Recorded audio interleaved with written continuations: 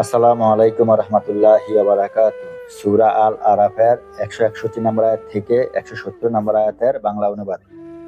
আর স্মরণ করুন সে সময়ের কথা, যখন তাদেরকে বলা হয়েছিল, তোমরা এ জনপদে বসবাস করো এবং যেখান থেকে ইচ্ছা সেখান থেকে তোমরা ভক্ষণ করো।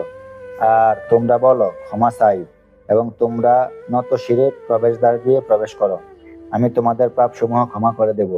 অচিরেই আমি সৎকর্মশীলদের প্রতি অনুগ্রহ বৃদ্ধি করব।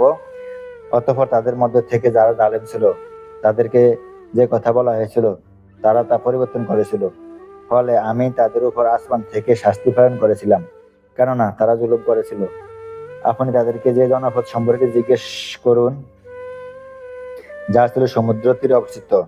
তারা শনিবারের নির্দেশের ব্যাপারে সীমালঙ্ঘন করত। যখন মৎস্যগুলো শনিবার দিন তাদের নিকট প্রকাশ্যে পানিতে ভেসে আসতো, কিন্তু সেদিন তারা শনিবার উদযাপন করতো না, সেদিন মাছগুলো তাদের কাছে আসতো না। এমনই ভাবে আমি তাদেরকে তাদের নাফরমানীদের দরুন পরীক্ষা করেছি।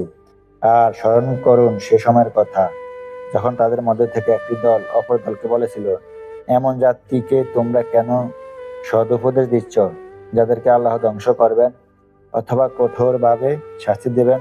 তারা বলল, আমরা এসব তোমাদের প্রভুর দরবারে নিজেদের দোষ মুক্তির জন্য ওজর পেশ করেছি এবং আশা করেছি হয়তো তারা নাফরমানি হতে বেঁচে থাকবে।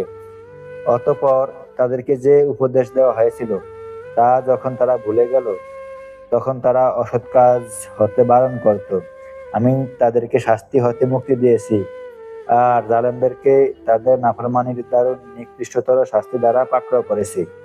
অনন্তর তারা যখন পূর্ণ ঔদ্ধত্য প্রদর্শনের মাধ্যমে নিষিদ্ধ কাজগুলো করতে থাকলো, তখন আমি তাদের বললাম, তোমরা লাঞ্ছিত ও অপমানিত বানর হয়ে যাও।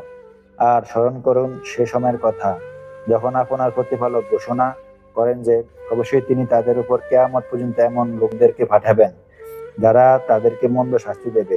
নিশ্চয়ই আপনার পালনকর্তা অতি দ্রুত শাস্তি প্রদানে সক্ষম, এবং নিশ্চয়ই তিনি অতি ক্ষমাশীল ও পরম দয়ালু। আর আমি তাদেরকে পৃথিবীতে বিভিন্ন জাতিতে বিভক্ত করেছি। তাদের মধ্যে থেকে কিছু সংখ্যক সৎকর্মশীল এবং কিছু সংখ্যক ভিন্ন প্রকৃতির। আরও আমি তাদেরকে ভালো ও মন্দের মাধ্যমে পরীক্ষা করেছিলাম, যাতে তারা ফিরে আসে। অতঃপর তাদের মধ্যে এমন প্রতিনিধি স্থলাভিষিক্ত হলো, যারা কিতাবের উত্তরাধিকারী হয়েছিল, যারা এই তুচ্ছ দুনিয়ার সামগ্রী গ্রহণ করে এবং বলে যে অচিরেই আমাদেরকে ক্ষমা করা হবে। আর যদি তাদের নিকট এর অনুরূপ ধন সম্পদ আসে, তাও তারা গ্রহণ করে। তাদের থেকে কি কিতাবের প্রতিশ্রুতি গ্রহণ করা হয়নি যে তারা আল্লাহ তাআলা সম্বন্ধে সত্য ব্যতীত অন্য কিছু বলবে না? অথচ তারা পাঠ করে যা তাতে কিতাব রয়েছে। যারা তাকওয়া অবলম্বন করে, তাদের জন্য আখিরাতেও বাসস্থান উত্তম। তবুও কি তোমরা বুঝো না? আর যারা কিতাবকে দৃঢ়ভাবে ধারণ করে এবং সালাত কায়েম করে, নিশ্চয়ই আমি সৎকর্মশীল লোকদের প্রতি দান নষ্ট করব না। আসসালামু আলাইকুম রহমতুল্লাহি ওয়া বারাকাতুহু।